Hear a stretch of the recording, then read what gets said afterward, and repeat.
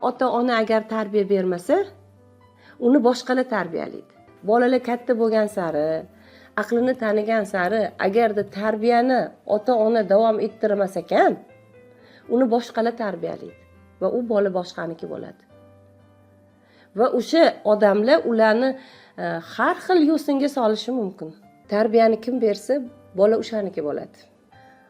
Bola oilada ota onani mehriga zor. Agarda bolaga mehrni ota ona bermas ekan, u mehrni ko'chadan qidiradi. Bola uni hayotida otasi, onasi borligini his qilish kerak.